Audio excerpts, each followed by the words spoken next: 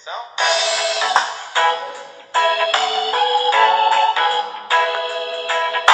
Se a geografia não existisse em nossas vidas, muitas coisas passariam sem notar. Fenômenos do mundo em que vivemos, ela nos ajuda a explicar. Com a geografia nos localizamos e sabemos nos encontrar.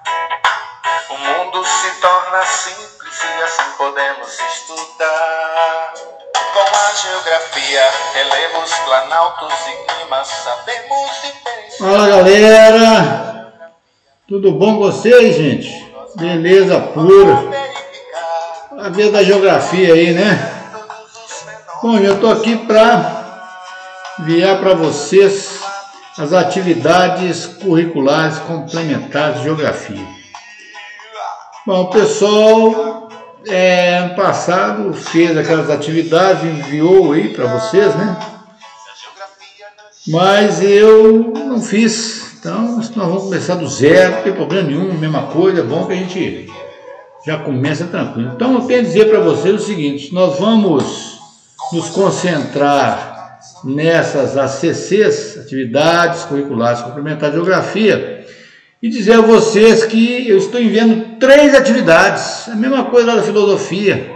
São 3 atividades, cada um vale 1 ponto, vamos fazer 3 pontos, mole, porque nós não somos burros. Nessa primeira unidade, na segunda unidade eu vou mandar mais 3 e na terceira unidade mais 3, tá certo, gente?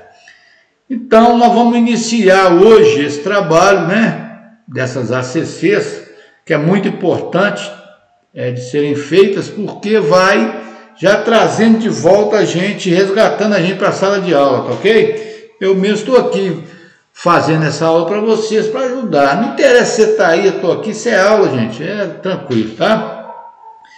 Então, beleza pura, vamos ao que interessa, tá certo, gente? Gente, é o seguinte, eu montei os slides e um vídeo. Esse vídeo, vocês precisam acompanhar esses vídeos aí para poder fazer a atividade, tá? O mesmo processo lá da filosofia, tá ok? Então, vamos ao que interessa, tá certo? Bom, pessoal, observe o seguinte, nós vamos começar os nossos trabalhos falando da indagação geográfica. Então, observem só, gente, qual é a questão específica que se coloca para a geografia, né? Então, tem tantas possibilidades de resposta, né? Alguns podem responder que a questão específica da geografia é entender por que e como as distribuições espaciais estão estruturadas da maneira que estão, tá certo? Então, sempre lembrando a vocês que as distribuições espaciais são estruturadas a partir das ações humanas individuais e coletivas sobre a extensão terrestre, ou seja, o homem, né, que é responsável, gente, pelas essas distribuições espaciais, tá ok? Tanto de centros urbanos, questões de campo, né, zona rural, tá certo? Polo industrial, por aí vai. Se hoje é relativamente fácil compreender que a distribuição das estruturas estão relacionadas a ações e que a elas depende de nossa capacidade de percepção, representação e orientação, nem sempre foi assim. Quando começam as indagações geográficas, como é que esse trem começou, gente? Como é que esse negócio de geografia começou? Então, veja só, gente. Os primeiros indícios de uma preocupação com a distribuição dos fenômenos surgiram desde os primórdios da humanidade. Nesse período, o homem pouco modificava a natureza, uma vez que estava muito subordinado às condições naturais, o que provavelmente lhe impunha uma condição de nômade, tá? Então o cara não ficava muito preso ali, né? A terra, uma região, ele ficava mudando, né? Tá? Não tinha muita estrutura também, né? Essa condição se exprime no constante deslocamento à procura de meios de subsistência ou em atividades guerreiras e condiciona uma necessidade de conservar informações sobre o caminho percorrido e as suas direções. Então o homem precisa se orientar, ele precisa nessa época sair, procurar alimentos, procurar caça, né? Muitas vezes por questões territoriais. Os caras estão ali, eles moram lá na beirada de um rio, lá muito menor que a nossa, vamos lá meter o cacete neles, vamos tomar e aí vai, tá? Bom, dessa maneira surgem os primeiros esboços representando a superfície da Terra, isso é, os primeiros mapas, ou seja, o cara tinha que ir, mas ele tinha que voltar, então começa a se desenhar caminhos, tá certo, gente? Veja só, você pode confirmar essa informação perguntando a qualquer pessoa, mesmo aquela que não sabe ler, qual que é o melhor caminho para mim ir a um lugar. Por exemplo, qual que é o melhor caminho para mim ir lá para o bar do Zé Portela, por exemplo, né? De vez em quando eu gosto de ir lá tomar um Guaraná, né? Qual que é o melhor caminho para mim ir para casa da minha colega, o melhor caminho para mim ir para a escola, tá? Então a pessoa, mesmo sem saber ler, ela será capaz de fazer um esboço mostrando o caminho a seguir. Ó, você vai por aqui, desce ali, corre aqui, entra naquela rua ali, tá certo? E vai te falar os fatos mais importantes que existem ao longo do percurso, os principais obstáculos. Ó, cuidado, tem uma ponte ali que quebrou, tem um cano estourado ali, tá certo? Eles estão fazendo uma obra ali, né? A menos quem diga que fazer mapas é uma aptidão inata do homem, ou já nasce, sabe? Com isso de localização e adora dar informação. Qualquer um, você pergunta, na hoje onde é que fica aqui, lá em Teixeira, onde é que fica o shopping? Todo mundo, ali, você segue aqui, não, então, essa capacidade de pensar e fazer mapas de localização é uma coisa que já nasce com. Então, veja só. Desde a antiguidade, a cartografia tem muito poder. O que é cartografia? Cartografia, gente, é o estudo dos mapas, né? Da confecção de mapas, de cartas, tá? O mapa mais antigo que se tem notícia data de 2.500 anos antes de Cristo. E é uma representação de um rio, tá certo, gente? Ok? Então, o que vai acontecer? O rio Eufrates, com a montanha de cada lado, desaguando por um delta de 3 braços, tá? Então, o que é o delta? O delta é a saída do rio, né? Desaguando em direção aí a outras partes, pode ser o mar, outro rio mesmo, tá? Bom, nesse período a concepção existente era de uma terra plana, com a forma de um disco e constituída por uma massa flutuante de água, com uma abóbora celeste por cima. Então, gente, a ideia é que a terra era plana, não tinha esse negócio que era redonda nem nada disso. Bom, a expansão política, comercial e marítima dos povos do Mediterrâneo, Mesopotâmia, Fenícia e Egito, turma que mexe com história e sabe do que eu estou falando, né? Que é a vertente, né? De toda a história da humanidade, onde o homem começa, né, a se fixar nessa região aí, Mesopotâmia, né? Tá certo? Levou à elaboração de mapas marítimos e, sobretudo, a descrição de lugares de povos. Então, os caras começaram a fazer descrição de povos, lugares diferentes. Tais descrições eram denominadas de périplos, tá? O périplo mais antigo data do século 7 a.C. e foi feito por marinheiros fenícios a serviço do faraó egípcio. Então, veja só, os caras mandavam os caras dar uma pesquisada, né? Podia você estar num lugar, tem um monte de inimigo, não estou sabendo, então vamos dar uma pesquisada e nisso aí eles vão fazendo, que eles vão mapeando a área, tá? Gente, a sistematização do conhecimento geográfico. A palavra geografia, descrever a Terra, foi criada pelos gregos, povos que originalmente vão se preocupar com a sistematização desse conhecimento. O primeiro mapa grego que se tem notícia foi lembrado por Anaximandro. Anaximandro aí, Mileto, ó, filósofo, né? Ele viajou e escreveu um relato de sua viagem. Discípulo de Tales de Mileto, é provável que Anaximandro de Mileto tenha sido o inventor do gnomon, um instrumento que serve para medir a altura do Sol. Quer dizer, o cara, na época, ele já pensava, né, nessa estrutura, né? Você vê que esse filósofo também não é, nem à toa que eu também dou aula de filosofia, porque os caras não eram, né, ainda não é até hoje fácil, né? O segundo mapa da antiguidade foi elaborado por Hecateu de Mileto, que também é outro filósofo, tá? Ele viajou por toda a parte do mundo conhecido, escreveu a descrição da Terra, obra ilustrada por um mapa onde a Terra é representada por um disco com água em volta, tá? Os documentos importantes dessa época são os poemas épicos Ilíada e Odisseia de Homero, gente, ó, Guerra de Troia aí na área aí, né? Homero vai escrever a Guerra de Troia e ele vai descrever durante essa epopeia, né? Essas viagens, principalmente lá de Ulisses, né? Que é chamado Odisseu, né? Vários locais, vários pontos de localização, Ítaca, Éfeso, uma série de locais que ele vai descrever, tá?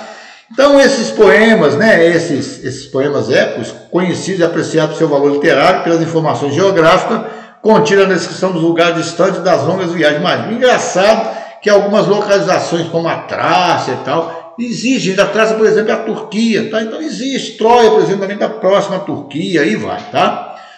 Os dois pontos de vista da geografia, gente. Você deve ter percebido até aqui que duas são as preocupações que fundamentam o conhecimento geográfico desse período. Um está relacionado com a física terrestre, forma, dimensão, posição sideral, né, da Terra. A outra com a descrição das diferenças da constituição da superfície terrestre e com as diversas culturas que nela se instalam. Essas duas dimensões dão origem a dois pontos de vista, o da geografia geral e a geografia regional. Então você tem uma visão geral da coisa e tem-se uma visão regional. Gente, dois geógrafos gregos, tá? Eratóstenes, tá? Além de demonstrar a existência da curvatura da Terra e calcular suas dimensões em notável precisão, também localizou mares, terras, montanhas, rios e cidades no primeiro sistema de coordenadas geográficas. Então é dele aí, ó, nosso amigo Eratóstenes, as primeiras coordenadas de que se tem notícia, tá? No qual, tá?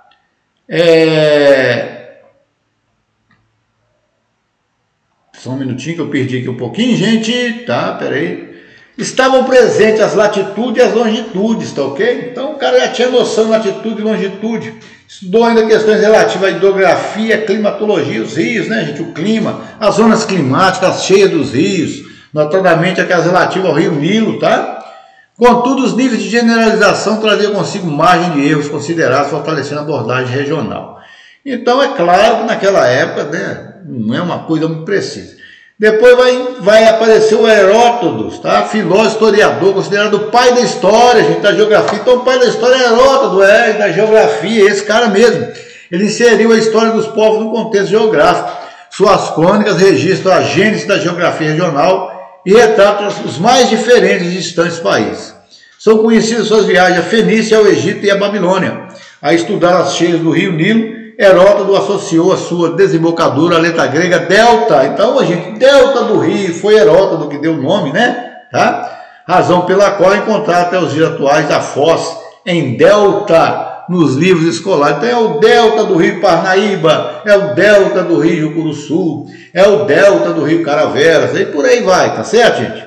Bom, dois geógrafos romanos, então nós vamos sair da Grécia e vamos agora lá para a Itália, para Roma. Estrabão, gente, grande enciclopedista, destacava o caráter filosófico e transdisciplinar da geografia. Em sua obra afirmava que o amplo conhecimento necessário ao empreendimento de qualquer trabalho geográfico deve estar relacionado tanto com as coisas humanas como divinas. Conhecimento que constitui a filosofia, tá certo? Então tá aí a briga de novo, aí a filosofia entrando em campo aí. Ao contrário dos gregos, interessavam-se por uma abordagem mais humana, cujo ensinamento destinava às ações do governo. É lógico, né? A filosofia vai tratar questões humanas, menos místicas. Além do mais, ensinava que os geógrafos não deviam preocupar-se com o que estava fora do mundo habitado. Assim como Heródoto, Estrabão foi um grande viajante, tendo descrito no seu livro várias partes do mundo naquela época. Por tal feito, é ainda hoje considerado um dos mais importantes geógrafos da antiguidade, tá? O Estrabão, gente. Estrabão tinha como metodologia geográfica a localização e a delimitação dos aspectos físicos de uma região, seguida a descrição da população com suas lendas, costumes e atividades econômicas. Ou seja, ele trabalhava não só o local, mas também a população. Gente, aí depois vai aparecer o Ptolomeu. Esse camarada é o grande geógrafo da antiguidade. Foi também astrônomo e matemático. Interessou-se pelas técnicas de projeção cartográfica e elaboração de mapa. Em sua obra Geografia, com PH mesmo, tá certo aí, viu, gente? De 8 volumes, dá os princípios de construção de globos e projeção de mapas. Indica os princípios da geografia, matemática e da cartografia, além de organizar um grande vocabulário com todos os nomes de 8.000 lugares que conhecia, localizando-os por meio de latitude e longitude. Então, para ele, na época, gente, foi um feito espetacular. Então, é isso aí, a primeira parte aí do nosso trabalho é esse, tá? Vamos agora para o segundo, os movimentos da Terra. Ah, Jesus, os movimentos da Terra. Isso aí já matou muito nego de raiva. O que é translação? O que é rotação? Eu faço uma confusão com esse trem. Ah, gente, é complicado, não. É fácil, é só pensar um pouco, tá? Então, vamos nessa aqui. Vamos tentar pegar mais um pouquinho de conhecimento. Gente, presta atenção. Ao todo existem 14 movimentos da Terra. Ah, não é só translação. Não, são 14. alguns interferem diretamente na vida, em sociedade, outros nem tanto.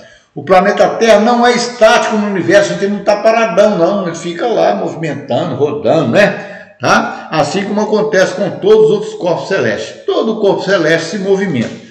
Ele realiza uma série de movimentos envolvendo a órbita em torno de si mesmo, ao redor do Sol, em conjunto com a Via Láctea e com o próprio universo. Então, a Terra está movimentando com todo mundo, ela está interagindo com todo mundo. Portanto, estudar esses movimentos significa entender uma parte da dinamicidade do espaço sideral. Os principais movimentos da Terra, isso é aqueles que possuem um efeito direto, né, gente, mais notório na nossa vida, aí sim, a rotação e translação. Porque, veja só, a rotação, que é um movimento que ela vira em torno dela mesma, né, circulando ao redor do seu eixo imaginário central durante um período de aproximadamente 24 horas, uma velocidade, gente, mais ou menos de 1.666 km por hora, tá? A rotação ocorre no sentido anti-horário, ou seja, de oeste para leste. Então, a Terra roda ao contrário do relógio, tá? Tá ok? O relógio anda o quê? Da esquerda para a direita, né? Ou seja, de oeste para leste. E a Terra, ela vai, aliás, de leste para oeste, o relógio a Terra vai fazer de oeste para leste. O que faz com que o movimento aparente do Sol seja de leste nascente para oeste poente. Então, o pessoal fala, o Sol nasce a leste e morre a oeste. Parece que o Sol que está movimentando, mas não. É a Terra que está girando, né? Encontrando com o Sol, né? Tá? A principal consequência desse movimento é a sucessão dos dias e noites. Então, gente, rotação é dia e noite. Então, a Terra está rodando direto. Nós estamos aqui agora, nós estamos rodando, tá certo? A translação, gente, é um movimento elíptico que a Terra executa ao redor do Sol. O que é elíptico, professor? Não é uma volta certinha, como se fosse uma volta oval. Então tem hora que ela vai aproximar bem assim do Sol, outra hora ela vai afastar, tá? Então veja só, é um movimento elíptico que a Terra executa ao redor do Sol com a duração de 365 dias, 5 horas e 48 minutos, com a velocidade de 107 mil km por hora. Quando a Terra termina uma volta completa em relação ao Sol, dizemos que se passou um ano. Então, passou um ano, deu uma volta completa em torno do Sol, tá? A principal consequência desse momento é a origem das estações do ano, que ocorre pelo menos pelo fato, de o eixo do planeta apresentar uma inclinação de 23 graus e 27 minutos, ocasionando a sucessão dos solstícios e dos equinócios, que nós vamos ver posteriormente. O movimento de translação também é chamado de revolução.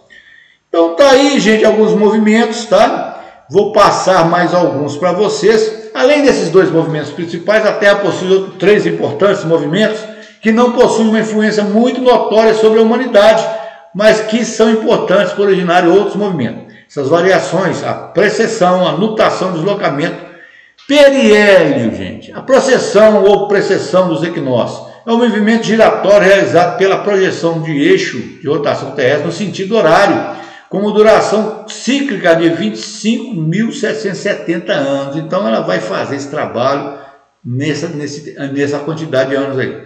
A principal consequência é a antecipação dos equinócios e a mudança da posição aparente dos astros celestes no céu. Então vai parecer que a Lua mudou de lugar, tá? Mas esse trem só ocorre em 25 mil anos. A nutação, gente, é uma pequena variação periódica no eixo rotacional terrestre que ocorre a cada 18,6 anos em função da influência da gravidade da Lua sobre a Terra. A Lua, ela faz o movimento das marés, né? Então ela atrapalha um pouco os movimentos da Terra, né? Não tem consequência relevante não, mas, né, a gente quase não sente 18 anos, né? E o deslocamento do periélio, gente, é a variação da órbita terrestre ao redor do Sol. Como sabendo, o periélio é o ponto da órbita em que o planeta encontra-se mais próximo do corpo solar. Então vai chegar uma hora que vai chegar... Porque as voltas que eles dão não são voltas certinhas, são voltas elípticas, né? São ovais. Então, se você pegar, por exemplo, um ovo, a ponta do ovo está muito mais longe do centro que o lado do ovo. Então, muitas vezes, quando ela faz esse movimento elíptico, quando ela está do lado assim, do Sol, está perto do Sol, tá? Então, veja só. Assim, essa diferença varia ao longo do tempo em função da influência da órbita de outros planetas, com uma repetição cíclica de 21 mil anos. Quer dizer, nós não vamos ver isso acontecer nem por rede. Além desses 5 movimentos apresentados, a Terra realiza outros 9 movimentos de menor importância que envolvem devido a derivações desse ciclo e transformações ocorridas em conjunto com o universo. Um desses movimentos é a obliquidade da elíptica, que é a variação entre o plano da órbita da Terra e o plano da linha do Equador, ou seja, a variação do eixo de inclinação. Esse movimento possui um ciclo de 42 mil anos e faz com que o ângulo desse eixo varie entre 22 graus e 24 graus e 30 minutos. Há também a variação da excentricidade da órbita, em que o eixo de translação da Terra, ora é mais circular, ora é mais elíptico. Então tem hora que ela modifica, ela fica mais redondinha, tem hora que ela fica mais oval, possui na duração cíclica de 92 mil anos. Também outro que nós não vamos ver nunca, né? Há indícios de que esse movimento seja responsável pelas grandes glaciações da Terra, ou seja, aquela parte de congelamento da Terra. Gente, já o movimento do centro da massa Terra-Lua indica a órbita que o centro de massa do sistema Terra-Lua realiza ao redor do Sol. Então, as duas juntas, né? A Lua e a Terra. Da mesma forma, o movimento em torno do centro de massa do sistema solar é um movimento realizado pela Terra ao redor do centro da massa do Sol e todos os planetas circulam ao seu redor. Outro movimento interessante é o movimento das marés, que eu falei com vocês há pouco, em que há uma contração e uma descontração cíclica do globo terrestre por influência da gravidade da Lua. A Lua, né, ela vai aproximar, vai puxar a água e vai ser aquela confusão.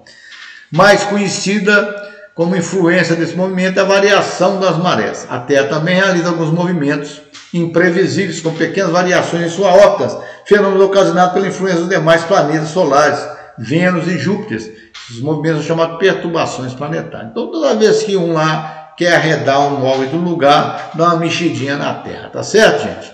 Bom, como o Sol também se desloca, observa-se que concomitantemente ao movimento da Terra, a Terra também realiza um movimento helicoidal em direção ao próprio Sol. Da mesma forma, com uma relação na Via Láctea, que apresenta um giro ao redor do seu centro, com duração de 250 milhões de anos. Você imagina, né, rapaz? Isso demora demais. A Terra, assim como todo o sistema solar, faz parte dessa movimentação que é chamada de rotação junto com a galáxia. A galáxia, gente, está girando e a Terra está na galáxia e está girando com a galáxia. No entanto, como o universo continua expandindo-se, a galáxia também se movimenta, levando todos os seus corpos celestes consigo, que faz com que seja considerado um movimento de translação junto com a galáxia. Em resumo, os 14 movimentos da Terra são rotação, translação, precessão, nutação, deslocamento do periélio, obliquidade elíptica, variação da excentricidade da órbita, movimento de centro de massa Terra e Lua, movimento em torno do centro da massa do sistema solar, movimento das marés, perturbações planetárias, movimento helicoidal, rotação junto com a galáxia e translação junto com a galáxia. Então, esses são os movimentos. É claro que a gente não precisa guardar isso tudo, né? Mas é para a gente saber, né? Para que o pessoal sair daquela mesmice. Ah, só tem rotação e translação. E nada, tem mais 12 aí para a gente aprender. Tá ok, gente? Bom, gente, agora para fechar a última parte aí das nossas ACCs, vamos falar sobre os pontos cardeais e colaterais. Gente, os pontos cardeais são utilizados como referência, pois com eles encontramos qualquer lugar sobre a superfície da Terra, tá? Quando você está à procura de algum lugar, você utiliza algumas referências, né? Não é mesmo? Você vai lá, o que vai acontecer? Vai pegar o nome da rua, qual comerciante lá do local, o número da casa, do CEP, né? Tudo isso facilita a procura por endereço. Os pontos cardeais, norte, sul, leste e oeste, foram definidos há muitos anos pelas civilizações antigas e por meio deles que as pessoas conseguiam localizar, pois não havia placa com endereço. Assim foi criada a Roda dos Ventos, que parece uma estrela, e em suas pontas encontramos as letras dos pontos cardeais. Então tá aí a nossa amiguinha, né? Com norte, sul aqui, leste, oeste, e essas rapaziada aqui em volta aqui são os pontos colaterais, tá? Bom, gente, veja só. Você sabe como identificar os pontos cardeais? Bom, gente, presta atenção. O Sol é o nosso grande aliado nessa atividade. Você precisa esticar seu braço direito para a direção em que o Sol nasce, ou seja, para o leste, tá certo? Para o oceano lá, tá? Chamamos essa posição de nascente. Logo após identificá-la, você terá encontrado o ponto leste. Em seguida, estique o braço esquerdo para a outra direção, você vai encontrar o oeste. À sua frente terá o norte e atrás você vai estar às suas costas o sul, tá ok? Bom, além dos pontos cardeais, tem também os pontos colaterais, com eles conseguindo identificar as regiões dos pontos cardeais. São Nordeste, Sudeste, Noroeste, Nordeste e Sudoeste. Ah, professor, quer dizer que a região Nordeste, então está no Nordeste da Rosa dos Ventos? Isso, está no Nordeste. A região Sudeste? Isso mesmo, tá? Os instrumentos criados para localizar em um determinado lugar também sofrem modificações ao longo do tempo. A bússola, por exemplo, antigamente, gente, era a bússola, tá? Era uma agulha imantada que só apontava para o norte. Por quê? Porque o norte e o sul são polos magnetizados, tá? Então, quando você magnetiza a ponta de uma agulha, você pode até fazer em casa. Pega uma rolha, atravessa uma agulha nela, pega um ímã, passa na pontinha da agulha, solta essa rolha boiando num recipiente com água, você vai ver que essa agulhinha vai andando até parar. Quando ela para, a pontinha lá que você imantou é o norte, tá certo? Hoje, gente, não precisa, né, mais de bússola, existe o GPS, tá? Você já deve ter visto um adulto dizer, procura endereço aí no GPS, né? Aqueles dos carros também que a gente vê nos filmes, né? Ou quando está andando de algum carro, você vire à direita, entre à esquerda, né? Não é assim que tem uma vozinha lá sempre falando? Isso porque esse instrumento já tem gravado em si os mapas da cidade, com os endereços e complementos, que deixou a busca por determinada localização mais fácil. Gente, então, no mais, eu vou agradecer a atenção de todos e dizer que eu estou muito satisfeito de estar aqui com vocês e prestando essas informações de geografia, né? Como vocês viram ao ouvir esse vídeo cansativo. No mais é isso aí. Vou reforçar o que já disse na aula de filosofia. Muita gente me respondeu já as atividades passadas, beleza, bacana. Mas tem muito nego que está aí vendo o quê? Vendo navio passar, gente. Não pode, tá? Vamos ficar espertos, vamos botar para quebrar, responda, envia, liquide essa história, tá certo? Muito obrigado e até a próxima. Tudo de bom para vocês. É isso aí.